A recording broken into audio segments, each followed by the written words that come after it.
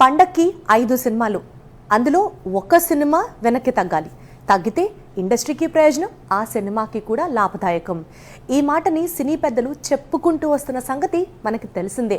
ఇంతకీ సంక్రాంతి పండక్కి సాక్రిఫైస్ చేస్తూ రేస్ నుంచి తప్పుకుంటున్న ఆ స్టార్ హీరో ఎవరు? అనుకున్నంతా ఏంది.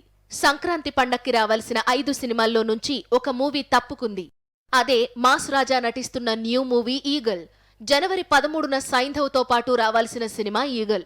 కానీ ఇప్పుడు పండక్కి సరైన సంఖ్యలో థియేటర్స్ అందుబాటులో లేని కారణంగా ఈగల్ను పోస్ట్ పోన్ చేశారని టాక్. సంక్రాంతికి రిలీజ్ అయ్యే సినిమాల గురించి గత ఏడాది దసరా నుంచే హంగామా మొదలైంది. హీరోలందరూ సంక్రాంతి పండుగను టార్గెట్ చేస్తూ షూటింగ్స్ చేసుకోవడంతో ఈసారి పొంగల్కు ఎన్నడూ లేని విధంగా 5 భారీ చిత్రాలు పోటీలో నిలిచాయి.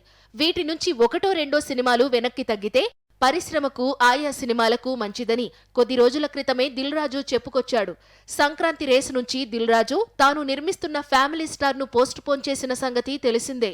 ఒకవైపు జనవరి 12న గుంటూరు కారంకు పోటీగా రిలీజ్ అవుతున్న హనుమాన్కు థియేటర్స్ దొరకడం లేదని దర్శక నిర్మాతలు కామెంట్స్ చేస్తున్నారు.